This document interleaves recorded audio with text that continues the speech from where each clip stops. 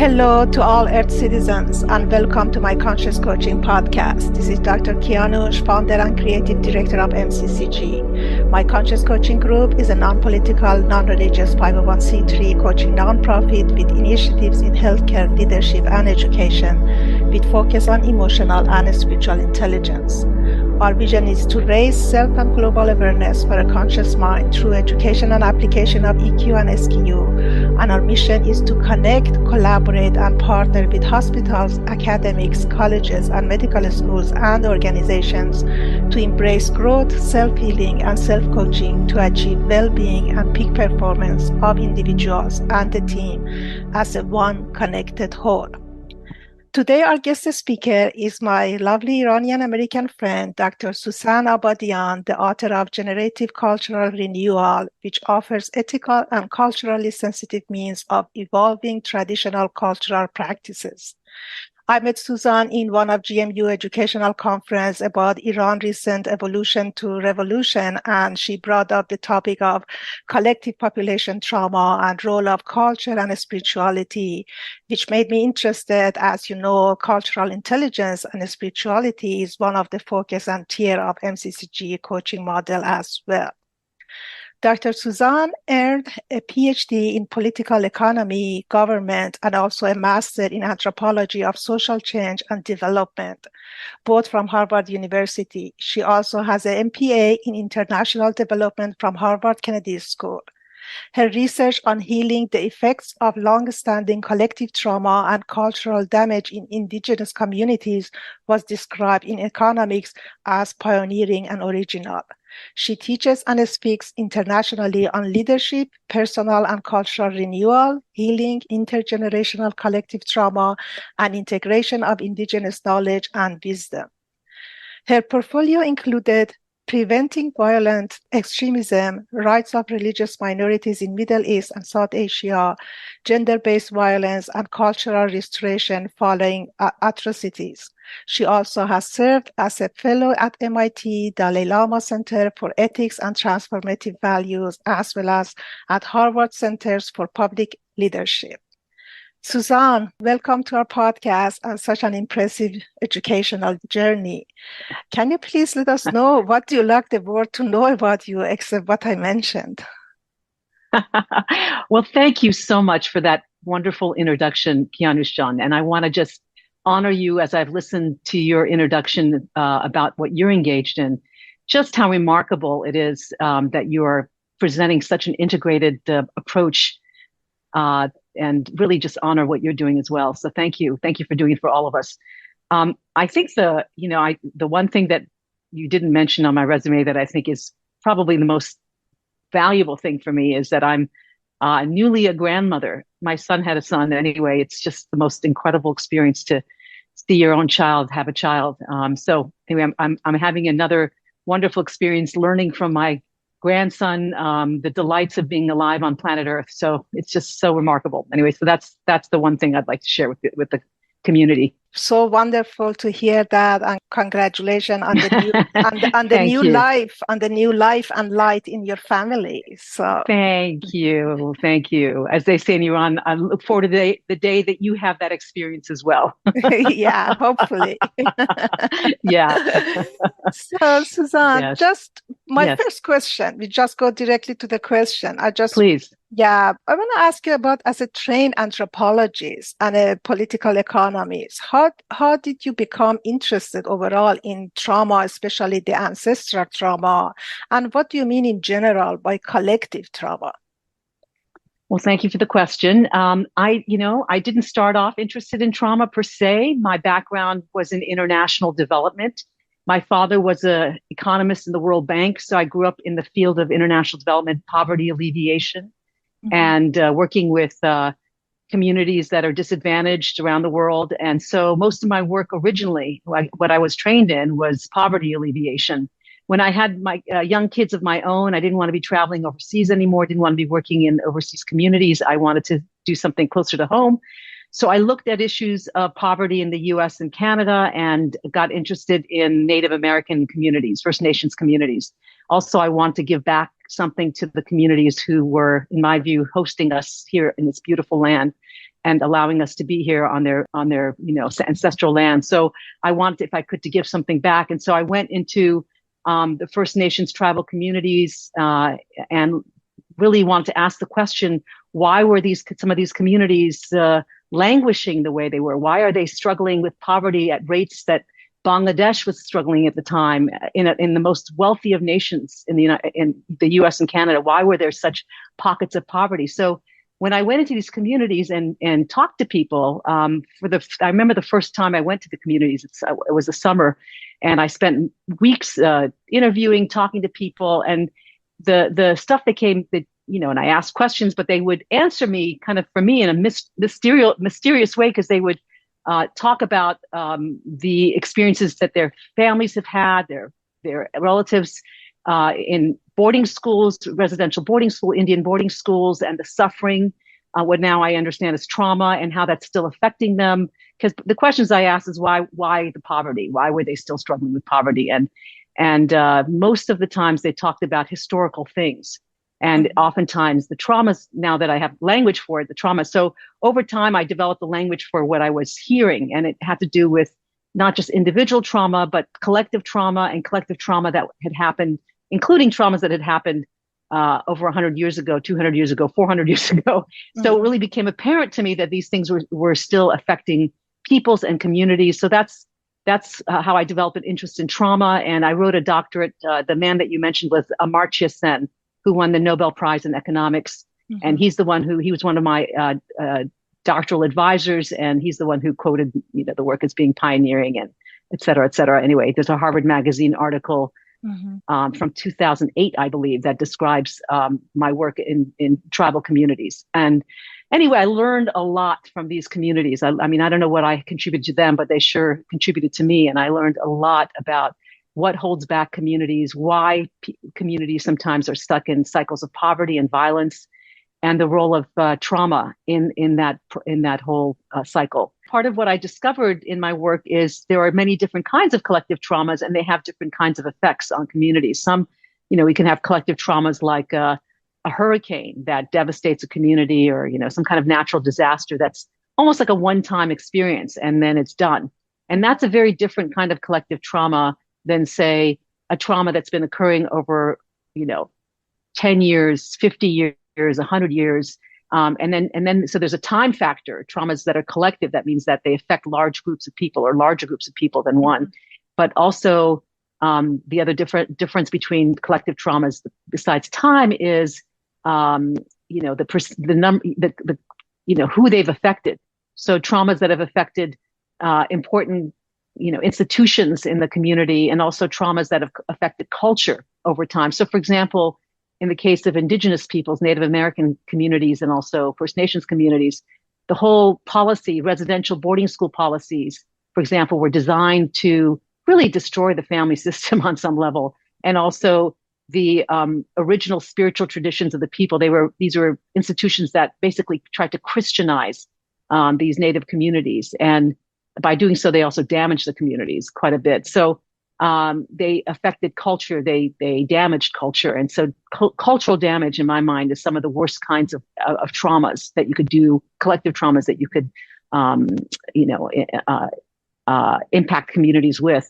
And also just want to say that, one of the questions that I give talks on is this question of, I used to be asked this question, and I started giving the talk about this question, which was, why does collective trauma matter?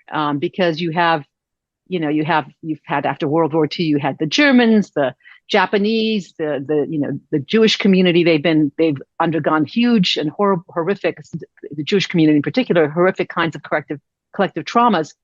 So and they've obviously recovered, in the minds of many people, they've recovered. So these communities have recovered. So why does it matter? Why can't other peoples, like Native peoples, recover? And I have a whole talk about why these traumas are different, and why in some cases of traumas, it's much harder to recover than others, and what that mechanism is. So I can't go into it right now, but it's a big conversation, basically, that I've been in the habit of giving. Yeah, to touch up, on what you mentioned, talking about the different kind of trauma and the collective trauma. I remember that during my internship, it was the Iran-Iraq war, and that was a kind of collective trauma for me. And as you mentioned, as a consequence of collective trauma, we can carry those trauma in ourselves and in our genes and pass it to the next generations. And talking also about the chronic trauma, what do you think about the COVID and what we went through, for a couple of years in past few years during the COVID? Do you think that, especially after the COVID time, it seems that this has become a household word? And why do you think this has some dangers associated with it? Oh, well, COVID's an interesting situation in that the whole world went through it at once. But imagine, this was just a couple years that we went through this. But imagine, so this is an example, like imagine what indigenous peoples went through. Like there's many indications that 60 to 90% of indigenous peoples were affected by the diseases that Europeans brought to this continent. Really, our collective trauma is fairly minuscule. And imagine if 60, 90% of our people were killed off, what that would do to us. So just that gives you, so yes, it was a big trauma, big collective trauma. And yet in the scheme of things, compared to what First Nations, indigenous peoples have been through, it was really nothing. So I just want to put that in perspective. But generally speaking, trauma is important to, I think it's an important thing to be aware of. I speak of the danger of trauma and resistance to, I have another whole paper that I've written about resistance to trauma and dangers to the trauma framework, of adopting the trauma framework. The danger, in my view, is the only danger that I see. It's important to understand trauma, the effects of trauma, obviously, and to surface whatever those effects are so that we can clear them. The danger is that sometimes trauma becomes identified with, meaning that people start to identify themselves with their traumatic event. I'm a traumatized person, or people label other people. Can be, the danger is in being labeled a traumatized person, and it becomes a source of identity and harder. My whole work is about freeing ourselves from the effects of trauma or any kind of limitation. Trauma is just one kind of limitation, but any kind of limitation. So if people get stuck in the label and being labeled that's what I think that's a dangerous thing.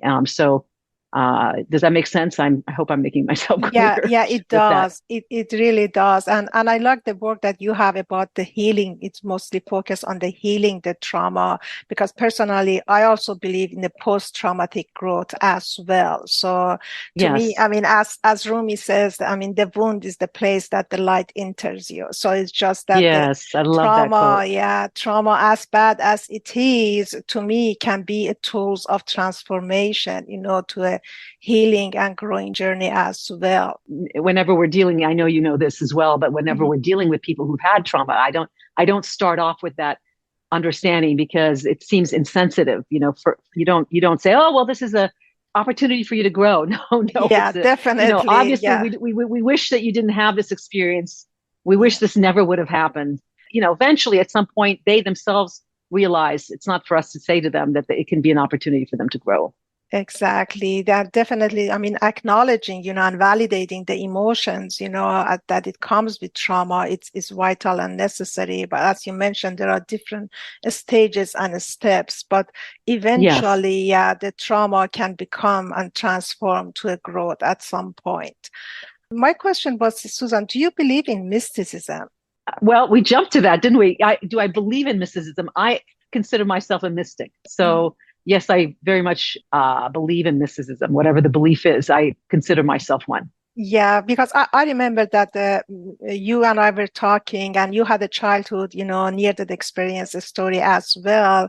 And we discovered it through our conversation when I sent you my chapter book and I'm telling you my story, and you wrote back to me that, Kianush, you helped me to bring out my childhood and the story out of the closet finally. And can you just tell us a little bit about that, your childhood story and the story? And that's why I asked you about the mysticism, and if you believe in it as a part of, healing trauma tools, Well, it's so interesting. I think I might have mentioned to you also that I'm not in the habit of mixing these topics. So it's really wonderful to have an opportunity. I either have a spiritual conversation or I either have a kind of academic conversation. So to be having both in one sitting is a little bit different for me. So I had, anyway, there's a story in my mother and my grandmother used to tell me when I was younger that I almost died 5 times before the age of 5. Now, I don't remember those experiences except for one. And in one of the experiences, and I've never really, I never really spent a lot of time thinking about it until, I started meditating in my 30s and 40s. I think at one point I had a lot of memories that came up when I finally quieted myself down and looked into it, and I saw what had happened. And basically, as you know, in Iran, most of the properties are surrounded by metal gates and metal walls. And so in this situation, I was a year and a half to 2 years old, and a metal gate had been unhinged and was leaning against the wall. I think it was a 6-7 foot gate. They surrounded, this was the entrance to the house area. And I pushed it probably, I don't know what happened, but it fell over on top of me. And I had a 14-year-old babysitter whose leg got caught underneath it. And apparently the doctor said, and I had a severe concussion. If I lived through the night, I would live. But in the meanwhile, what happened when I remember if I can say remember, but what I can see is that I came out of my body. And basically I have an image of viewing myself from above. And I had these, I was trying to leave. And I had these, what I considered to be guardian energies. There were 2 of them who wouldn't let me go. And basically I was pleading with them. I want to go. This is much more than I anticipated. It's not what I bargained for. It's much harder than I thought. I can't do this. And they wouldn't let me leave. They said, no, you've got lots more to do. You got to go back. And it was this kind of tantrum. I was having a tantrum basically. and then kind of like this elastic energy that brought me back. And it wasn't any kind of cord or anything, but just that it was sort of this tension that sucked me back in. And I just remember feeling this claustrophobia. And then from then on, I think that I was really changed. It was almost like a division that was no longer there. And I was able to see things and feel things and had, just kind of an overwhelming experience of what it was to be on Earth. I mean, probably I was pretty sensitive anyway, maybe why I couldn't handle being on Earth in the first place, but, on empathy overload. And it just got worse, I think, and more difficult and very confusing for me. As a child, I was very confused about, and it didn't leave immediately, but confused about what it was, what the rules were here on Earth. And also people were confusing to me. So I could feel, and this is still an issue for me, I can feel kind of their higher self, their soul self, and fall in love with that person. And then who they show up as a human being is very different sometimes. And so that's confusing to me, who they could be and who they are, in fact, living. And so I've been, I'm sort of shocked by the maliciousness sometimes, or some of the more negative behaviors are really hard for me. The harshness, the cruelty, the meanness, micro meannesses that, and it just kind of always surprises me. And I've not always been good at knowing how to handle my own feelings of anger or, kind of my own more so-called negative feelings. I've had to really learn because I've judged myself. I'm my worst judge of myself because it's so, I know it's not who I am. So it was always really hard for me to handle those things. And I almost, I used to tend to run from them rather than deal with them, with my anger, for example. And so I've gotten better as I've gotten older, but it was very confusing for me to be here. And also I think I had psychic abilities I didn't know what to do with. I could see things. I actually could see through, people would say things and I could feel what they were really feeling. And it was always confusing, the deception. I mean, all sorts of things. So it was very confusing as a child growing up. completely with you. I mean, on that page, and NDE, as much as it seems that it's an enlightening, experience, but most of the time it comes with a trauma. For example, for you, falling metal doors on you.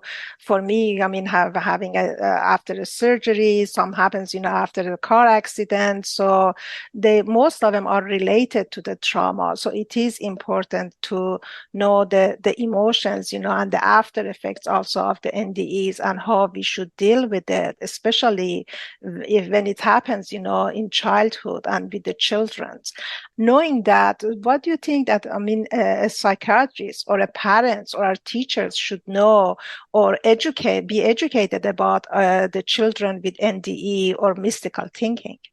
Yeah, I mean, thank you for asking that question. I haven't thought a lot about it, but I know that in my case, and I could just the little that I've begun reading. I mean, I'm fairly new to this world, to tell you the truth. But what I wish people had understood, I think I must have been confusing. I was not only confused, but I must have been confusing for the adults around me and the children, because I was told I had a vivid imagination, and it was I was shamed for it. So what they thought was imagination were things I was probably seeing. I was actually, I think I mentioned to you, as a child, I had a nickname my mother used to call me, my grandmother used to call me, who loved me. I mean, they loved me, but they used to call me Shahan, which in Persian is a diminutive kind of a thing you say to a child, like a fibber. She's a fibber. I used to lie, they would say. And I never understood that because I'm one of the most transparent people you could ever meet. I mean, I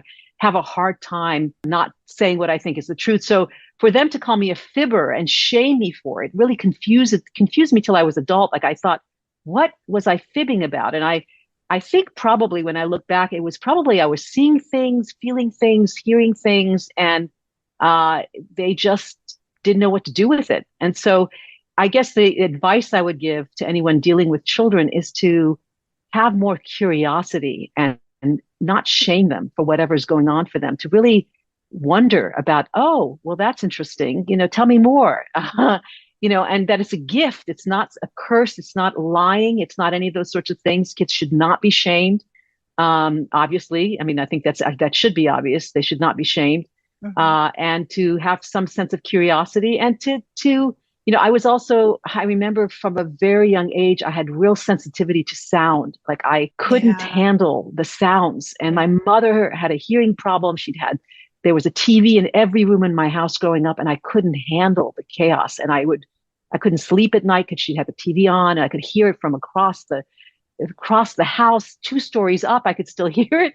And she didn't believe me. I could tell her word for word what was being said. So just to take seriously that these children have sensitivities. They have, their senses are awakened in a different way than others. And, to just be more spacious around what they're dealing with. I mean, they're on overload. This planet is overloaded, emotions, sounds, and to take these children and what they're sensitive to seriously. So that's, to have more compassion for what they're dealing with, and that they have had an extraordinary experience of being in a setting that's so loving. So, I mean, it's hard to even fathom where they've been, and to come back to the harshness at times, the harshness of the world here is so, I mean, that to me is the biggest trauma, not the accidents or whatever. It's the trauma of being back in a realm where people are so unconscious. They hurt each other so readily. And that's what's traumatic. And that the child feels lonely to go back to where that original space of love was, because that love is not not present here in the same way. So I think that's what I would, if I could advise anyone, to just be tender with these children that have had these experiences.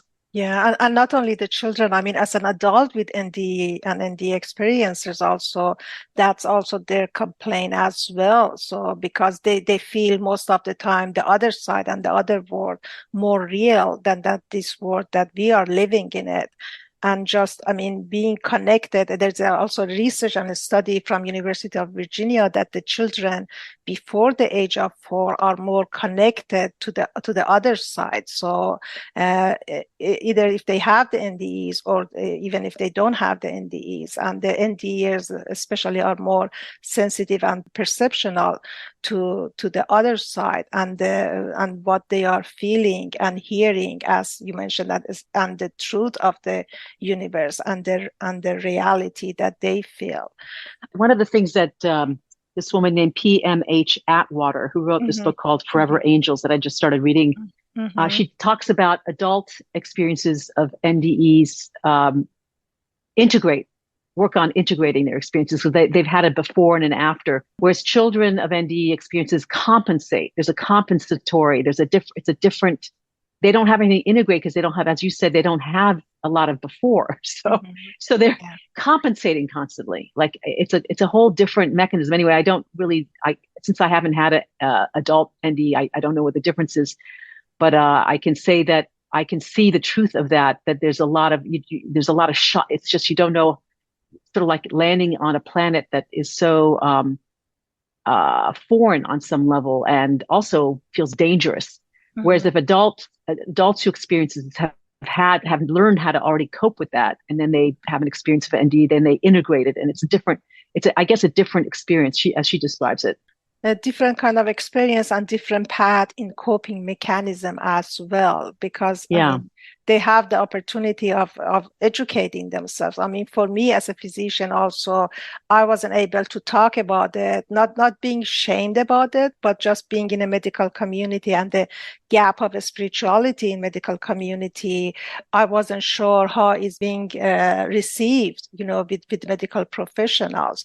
But luckily these days, there's so much education about the NDEs and all the spiritual transformational experiences, and for the physicians and healthcare professionals, and they are more aware of these phenomena. While, for me, when I had this experience in 2008, so there wasn't that much, in the literature of the medicine, actually, or journals of the medicine about that. Talking about all of these experiences, how do you define the spirituality? Yeah, well, I think what you brought up about the medical community and Harvard, where I trained, and other places like Harvard, is, we're in the business, and scientists are in the business basically of dealing with what our 5 senses can handle. And also, now we have instruments that can measure infrared, light and other things that our senses can't discern. But to me, there are realms that cannot be discerned, that science has not caught up with yet. So, there's all sorts of dimensions and quantum dimensions and experiences that our senses cannot capture, our 5 senses. We have many senses, but anyway, these 5 senses, physical senses. So to me, spirituality is really about the energies that are not detectable yet by our, not that our 5 senses can't detect. We don't have scientific instruments sometimes that can detect them, and they're, dimensions that can't be detected. And so these are the experiences that we call mysticism, and that are spiritual in nature. And spirituality means to me also that there are non-physical beings, that there are other beings other than human beings, and that they're that they cannot be seen again with our 5 senses, or heard, or, I can hear certain things. I can, we can, anyway, there's, I don't know if that's a clear enough definition, but to me it's just the world of the unseen and non-ordinary reality, that to me is spiritual and mystical. Yeah, I completely agree with you. And since we talk about the trauma and the healing of the trauma, I think this is a really good space just to bring this together. So, and ask you that, do you believe that the spirituality can be a healing tool for trauma? I think it's necessary, actually. In fact, I was supposed to write a book. Harvard University Press wanted to first publish my book, a book based on my dissertation. And part of where I hit a wall is that this was now over 10 years ago, I hit a wall because I knew that spirituality had a key piece in this, and I didn't know how to write about it at the time. And I just didn't know how to write about it for an academic press, to tell you the truth. It's always been the problem. And anyway, so yes, spirituality, I think it's not absolutely necessary and people talk around it, but I think it's a really critical component to understand trauma and also to heal trauma. Yeah, and coaching peers model actually spiritual intelligence, and spirituality is on the top of our pyramid model, that without spiritual intelligence and spirituality, we are not a completed, connected whole of our whole self. And as your practice, and research in shamanism also is just that it's a religious practice that involves the practitioner interacting with the spiritual world and the energy that they bring for the healing.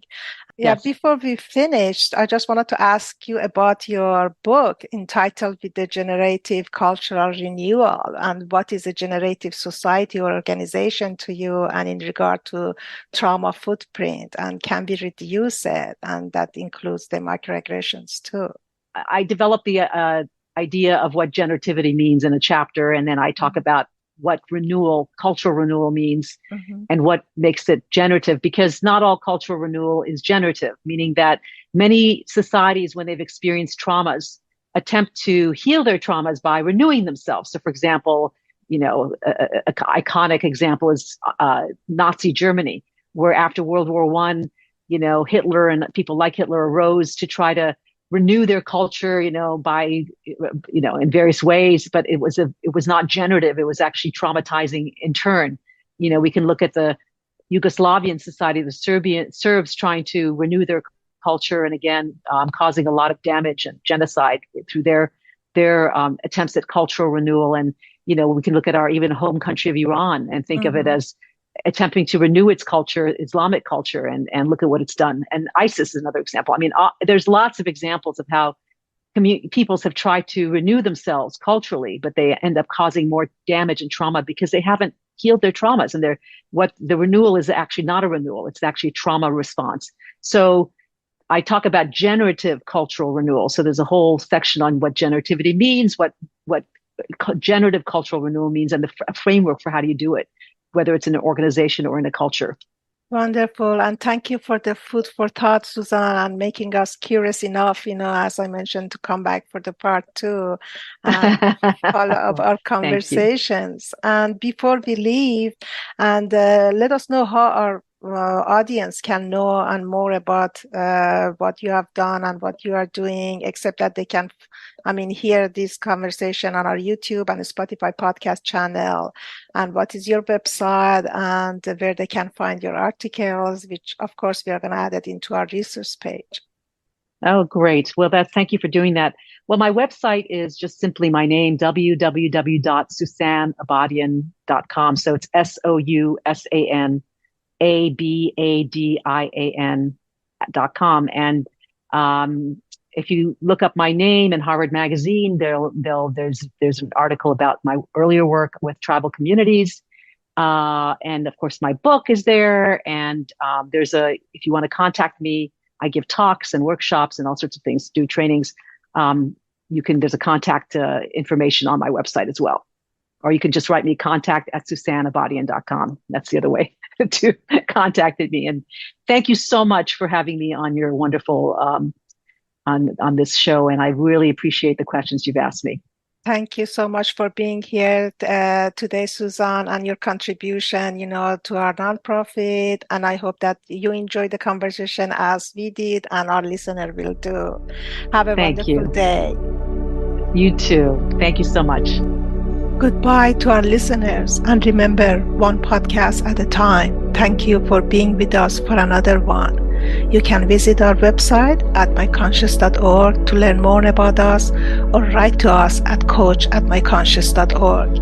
And please stay connected by following us on our social media platforms, LinkedIn, Instagram, Facebook, or Twitter, not to miss our upcoming episodes and events. Love and light from all of us to you. Make it a great day, everyone.